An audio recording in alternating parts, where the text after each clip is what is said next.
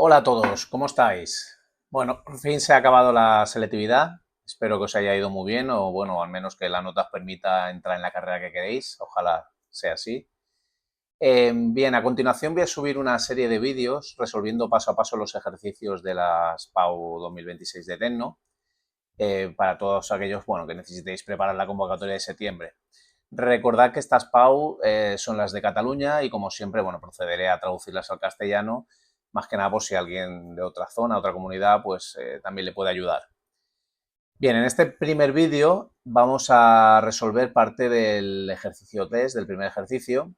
Como siempre os recomiendo pausar el vídeo antes de cada pregunta y bueno, intentar resolverlas por vuestra cuenta y después comparar vuestro razonamiento con la solución. Bien, vamos a por la primera cuestión del tipo test. Dice, queremos construir una resistencia utilizando un hilo de constatán de longitud 7 metros y diámetro 0,7 milímetros. La resistividad del constatán es de 0,49 microohmios metro y pregunta, ¿qué valor tendrá la resistencia eléctrica del hilo? Bien, aquí básicamente tenemos que sabernos la fórmula de la resistencia de un conductor, que tienes dos opciones, o recordarla o aprender de la memoria o deducirla, ¿vale? Es relativamente fácil deducirla. Básicamente, aquí ya tenemos, fijaros, aquí ya tenemos las variables necesarias para esta fórmula, que una es la longitud de 7 metros, otro es el diámetro y otra es la resistividad, ¿vale? Entonces, con estos datos tiene que salir una formulita. La formulita dice que la resistencia es igual a. Entonces, ¿cómo relaciono estas tres variables? Pues a ver, pensemos, ¿de qué puede depender la resistencia de un conductor? Bueno, pues lo primero que me viene a la cabeza es del material, ¿vale? El material, la resistividad, ¿sí? La resistividad contra más, si la resistividad sube del material, es una propiedad del material, pues la resistencia, ¿no? Sube. Y si la resistividad del material baja, pues la resistencia será más baja, ¿sí? Bien, entonces, ¿de qué otra variable? Otra variable, bueno, pues la tengo aquí, ¿no? Longitud, ¿vale? Multiplicamos por la longitud. Sentido común, ¿no? Si el cable o el trozo de conductor de material es más largo, pues ofrecerá mayor resistencia. Y si es más corto, o sea, menor recorrido, pues menor resistencia. Y por último tengo el diámetro, ¿sí? Tengo el diámetro, es decir, cómo de gordo es el material o el trozo de cable porque quiero que pase las cargas eléctricas. Entonces, pienso, digo, vale, contra más grueso, esto es como el agua, ¿no? Contra más gruesa sea la tubería, más agua pasa, ¿no? Y contra más estrecha, menos agua pasa. Entonces, esto tendré que dividirlo por el área o la sección, ¿sí? Entonces, aquí está la fórmula. Como digo, si no veis que sois capaces de deducirla, pues nada, os la aprendéis de memoria y listo. Vale, pues nada, aquí simplemente es cambiar por numeritos. La resistividad es 0,49. Cuidado que tengo microohmios metro. Micro es por 10 a la menos 6. Por 10 a la menos 6, ahora ya lo tengo ya en ohmios metro, sistema internacional, por la longitud. La longitud son 7 metros, ya lo tengo en sistema internacional, perfecto. Dividido entre la sección. Vale, la sección es una sección circular, yo tengo el diámetro. Entonces necesito, para calcular secciones, pi r al cuadrado. Pues nada, será pi por el radio, o sea, la mitad. Si tengo 0,2, pues 0,1. Pero cuidado que tengo milímetros. Así que esto es por 10 a la menos 3 para pasarlo a metros. Y este radio hemos dicho que es al cuadrado. Vale, pues ya está. Ahora cogemos la calculadora y esto nos dice que da 109,2 ohmios. ¿Vale? 109,2 ohmios, pues ya tenemos la solución, es la respuesta D de dedo. ¿Vale? Venga, pues vamos a por el siguiente ejercicio, la cuestión número 2. Este es de máquinas térmicas. Dice, una máquina frigorífica ideal produce agua fría para un proceso. En un modelo simplificado en el que la temperatura del foco frío es de 7 grados y en la de foco caliente es de 35 grados centígrados, ¿cuál es el coeficiente de eficiencia COP del sistema? Vale, tenemos una máquina frigorífica, ¿no? Entonces, tenemos que saber, vamos a hacer aquí el diagrama, el dibujito, máquina frigorífica. Toda máquina térmica funciona entre dos focos, ¿sí? Foco frío, un foco caliente, FC, foco caliente, y un foco frío, FF lo voy a llamar, ¿sí? Entonces, en las máquinas frigoríficas, la transferencia de calor va en sentido inverso a lo natural, ¿vale? En una máquina térmica normal y corriente, tendríamos una transferencia de calor del foco caliente a la máquina y de la máquina al foco frío, ¿sí? Pero aquí digamos que tenemos un sistema antinatural, ¿sí? Entonces, aquí lo que estamos haciendo es extraer calor del foco frío, ¿no? Este foco frío sería nuestro frigorífico, ¿vale? Nuestro frigo, ¿sí? Entonces lo que hacemos es sacar calor. Sacar calor sería esta Q sub C, ¿vale? Q sub C extrae el calor hacia la máquina frigorífica. Y de la máquina frigorífica hay una transferencia de calor, ¿vale? Una Q sub H al foco caliente, ¿sí? Como es digamos, no es el sistema natural, para que esto funcione necesitamos que haya un trabajo entrante, ¿sí? Un trabajo que permita hacer este sentido inverso. Obviamente este foco caliente tiene una temperatura sub H, ¿sí? El enunciado dice que el foco caliente es de 35 grados, pero cuidado que está en grados centígrados. Para poder operar necesitamos pasar esto al sistema internacional que son en grados Kelvin. Entonces hay que sumar, hay que hacer para esto pasarlo a Kelvin, este sería el T sub H, hay que hacer 273 más 35, ¿vale? A la temperatura hay que sumarle 273. Entonces, si hacemos este cálculo, aquí tendríamos 308 grados Kelvin y en el foco frío su temperatura sería de 280, es decir, 273 más 7 grados Kelvin. Vale, entonces, ¿qué formulitas tenemos aquí? Aquí tenemos, bueno, por un lado, la suma de todo lo que entra es igual a la suma de todo lo que sale, ¿sí? ¿Qué es lo que entra aquí? Aquí entra, las flechas que entran son trabajo más Q sub C y esto es igual a Q sub H. Esta es una de las formulitas.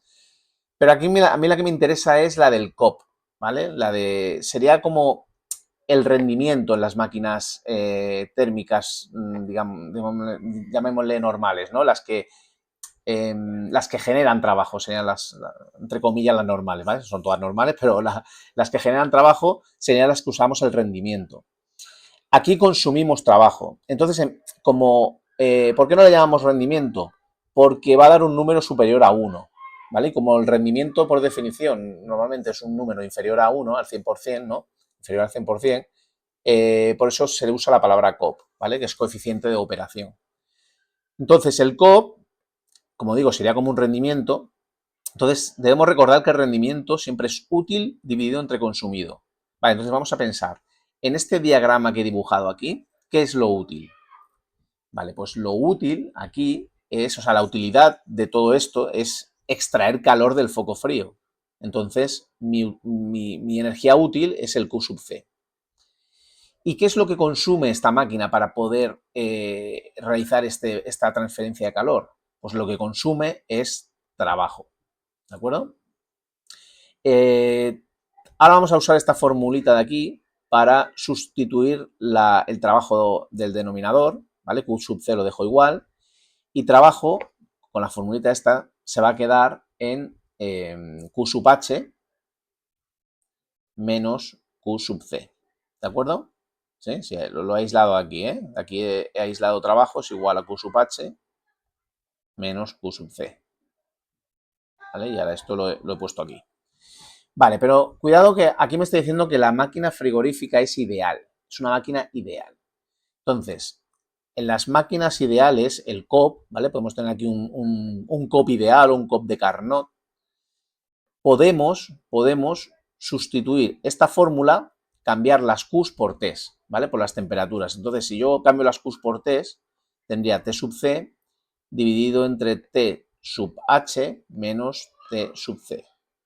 Ahora yo las temperaturas sí que las tengo, entonces puedo cambiar las T's por los números.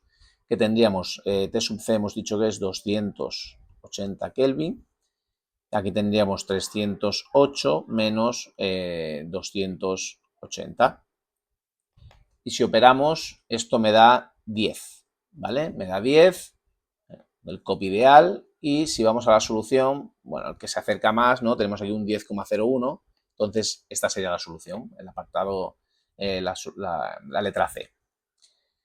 Vale, ya tenemos la cuestión 2, vamos a la siguiente. Cuestión 3, este es uno de estática, dice, la figura muestra una placa homogénea de masa 5 kilos articulada en el punto O, que se mantiene en equilibrio estático gracias al cable AB. ¿Qué fuerza ejerce el cable en la posición indicada?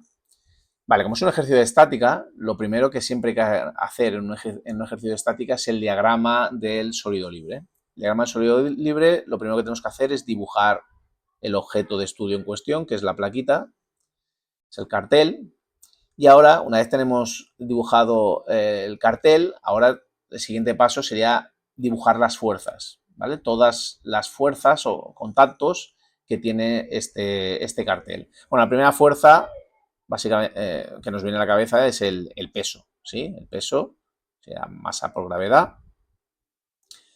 ¿Qué más fuerzas tenemos aquí? Bueno, tenemos el cable, ¿no? El cable AB, que está tirando en diagonal, vamos a llamarle, ¿cómo le llama aquí? Bueno, llamémosle fuerza AB. Y también tendríamos, esto es un punto articulado, ¿no? Pues aquí tendríamos las fuerzas de reacción. Las fuerzas de reacción que las dibujaríamos, pues, por ejemplo, esta para arriba, ¿vale? Tengo una vertical y otra, o sea, una para arriba y otra para abajo, pues esta la puedo dibujar para donde yo quiera. Y la horizontal es entrante, más que nada porque aquí tengo otra que va hacia el lado izquierdo, ¿sí? Vale, vamos a ponerle nombres. Esto sería fuerza vertical y fuerza horizontal. Vale, este sería el diagrama del sólido libre. Una vez tengo el diagrama del sólido libre, la primera pregunta que tengo que hacerme es, vale, ¿qué variables conozco? O sea, ¿qué fuerzas conozco y qué fuerzas desconozco? Vale, la única que conozco es la del peso, porque tengo la masa, o sea, masa por gravedad, pues esta es conocida para mí. Las otras tres las desconozco. Pero el enunciado me está pidiendo la fuerza de AB. Entonces, me interesaría anular estas dos de aquí, las de reacción. Para anularlas es muy fácil, porque este es el punto O. Simplemente debería hacer sumatorio de momentos respecto a este punto O, porque al realizar sumatorio de momentos respecto a este punto, estas dos fuerzas se me anularían. Se me anularían porque si hago sumatorio de momentos respecto a este punto, FV y FH no implican momento, ¿vale? Ahí no existe momento. Entonces me quedaría una ecuación de una incógnita. Pues bueno, vamos a proceder a calcularlo. Entonces, hemos dicho que lo que tenemos que hacer es sumatorio de momentos respecto al punto O igual a 0. ¿Cuántas fuerzas tengo que impliquen un momento? Pues solo dos. La del peso y la de la fuerza o el tensor o el tirante de AB. Vale, pues venga. O sea, tendremos, vamos a ponerlo aquí, tendríamos que el momento, ¿vale? Vamos a poner nombre, esto vamos a llamarle peso. El momento del peso va a ser igual al momento de la fuerza AB, ¿sí? Va a ser igual, ¿por qué? Porque fijaros que una hace girar, si yo pongo aquí mi eje en el punto O, esta fuerza del peso hace que gire en sentido, si hago fuerza hace que gire en sentido horario, y esta otra fuerza hace que gire en sentido antihorario. Entonces, una es positiva, otra es negativa, pero básicamente se igualan. Por eso lo pongo una al lado de la otra, una en un lado de la igualdad y otra en el otro lado. Pues venga, ahora vamos a poner la fórmula de los momentos. Un momento, recordad que siempre es fuerza por distancia, ¿vale? Fuerza por distancia. ¿Qué distancia? La distancia siempre es la distancia mínima entre la línea de acción de la fuerza y el punto O. Vamos a ir con el peso primero. Peso es fuerza, o sea, mg, masa por gravedad, esta es la fuerza, por la distancia. ¿Qué distancia? La distancia, como digo, línea de acción de la fuerza. ¿Qué es la línea de acción de la fuerza? Pues esta fuerza, tiro línea hacia arriba y hacia abajo. Y ahora, ¿cuál es la distancia más corta entre esta línea y este punto O? Pues la distancia más corta es esta, la que forma 90 grados. Esta distancia, vamos a ver, la tengo. Sí, porque aquí en el enunciado me están diciendo que esto es 2L, así que la mitad, ¿no? La mitad sería L. Pues venga, vamos aquí a poner color negro, mg por L. Venga, y ahora el otro momento. El otro momento sería fuerza, F sub AB, que es la que estoy buscando, por la distancia. Pues volvemos a hacer lo mismo. ¿Qué distancia? La distancia mínima entre la línea de acción de la fuerza, aquí la línea de acción de la fuerza la dibujo en color verde, es toda esta línea. Y ahora, ¿cuál es la distancia más corta que hay entre esta línea de color verde y el punto O? Pues la distancia más corta es esta de aquí. Es la que forma 90 grados. La que forma 90 grados. Vale. Importante, yo tengo aquí este ángulo. ¿Vale? Fijaros, aquí el enunciado me lo da que es de 30 grados. ¿Sí? Entonces, vuelvo a cambiar el color. Esta distancia de color verde, fijaros que está en el lado opuesto del ángulo. Está en el lado opuesto de estos 30 grados. Entonces voy a tener que usar, como es el lado opuesto, voy a tener que usar un seno. ¿Sí? Entonces aquí tendríamos seno del ángulo de 30 multiplicado por la hipotenusa. Aquí la hipotenusa es esta de aquí. ¿Sí? Es esta de aquí que es 2L. 2L, pues ya está, ya tengo mi ecuación. ¿Vale? Fijaros que aquí la L y la L se me anulan y me queda una ecuación de una incógnita, donde la masa hemos dicho que era 5 kilos, la gravedad es 9,81 y esto es igual a FAB multiplicado por 2 veces el seno de 30. ¿Sí? Y ahora si operamos, tendremos que FAB es, bueno, pongo ya directo, esto cogiendo la calculadora da 49,05 newtons. 49,05 newtons es la respuesta B, ¿vale? 0,4, bueno, aproximadamente. Bien, ya tenemos la tercera. Vamos a ir a por la cuarta. La cuarta dice, queremos estudiar el comportamiento de una probeta cilíndrica de diámetro 10 milímetros de una aleación de aluminio con límite elástico 275 megapascales y tensión de rotura 310 megapascales. El módulo elástico del material es de 69 gigapascales y la longitud útil inicial entre marcas es de 200 milímetros. Durante un ensayo de tracción, la probeta es sometida a una fuerza axial de 20 kilonewtons aplicada de forma cuasi estática. Y me pregunta, ¿cuál es la longitud útil de la probeta en estas condiciones? Vale, la longitud útil básicamente es la longitud final, lo que nos está pidiendo. Vale, yo aquí lo primero que calcularía es el esfuerzo unitario, ¿vale? El esfuerzo unitario que básicamente es la fuerza dividida entre la sección, ¿sí? Esto recordad que es fuerza dividida entre área o sección. ¿Qué fuerza se está aplicando aquí? Se están aplicando los 20 kilonewtons, ¿sí? 20 kilonewtons o 20.000 newtons, como queráis. 20 por 10 a la 3 newtons. Y la sección es pi r al cuadrado, es decir, pi por el radio, tengo el diámetro que son 10, pues la mitad 5, ¿no? 5 al cuadrado. Normalmente esto se suele dejar en milímetros, para luego poder trabajar con megapascales.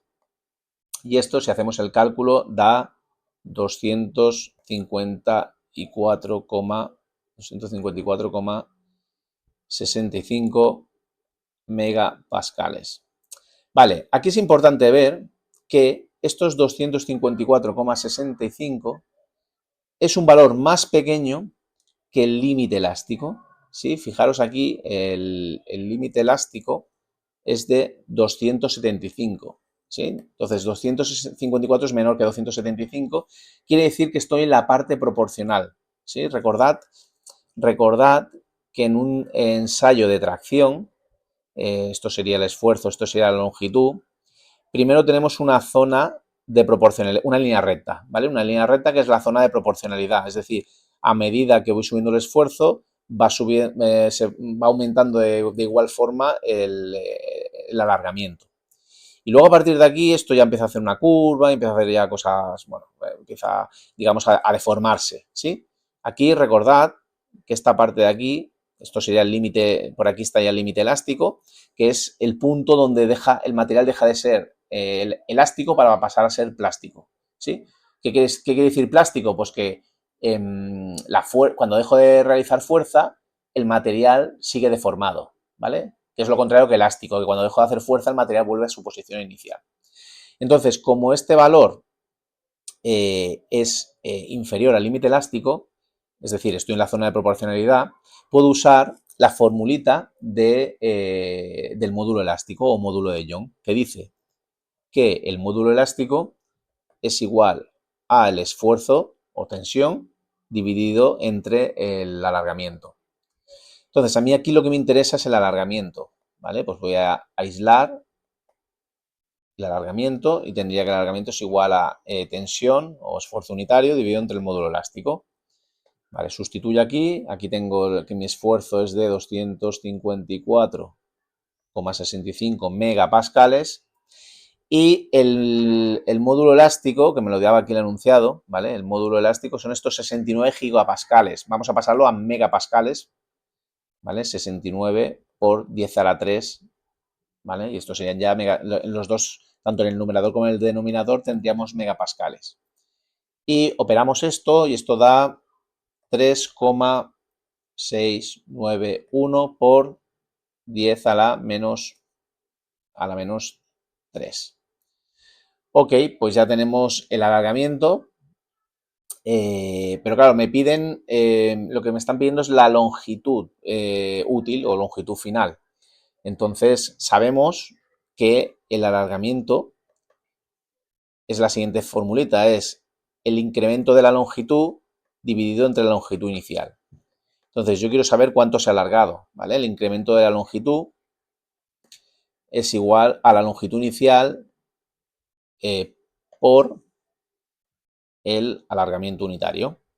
Es decir, la longitud inicial de esta probeta era, aquí lo tenemos, 200 milímetros, ¿vale? Pues ponemos aquí 200 multiplicado por el alargamiento que se ha producido, que es 3,691 por 10 a la menos 3, y esto da 0,74 milímetros. O sea, esto es lo que se ha incrementado su longitud, lo que se ha incrementado. Bueno, ya vemos cuál es la solución, sí, pero bueno, lo que realmente quiero es la longitud final.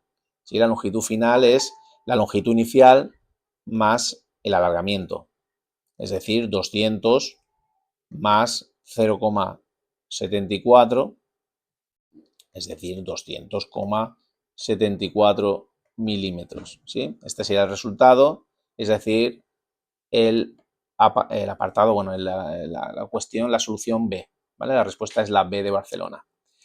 Y de momento, si os parece, lo dejamos aquí, ¿vale? Para que el vídeo no se haga demasiado largo. Espero que lo hayáis entendido y nos vemos en el siguiente vídeo con las siguientes 4 cuestiones del tipo test, ¿de acuerdo? Venga, un saludo.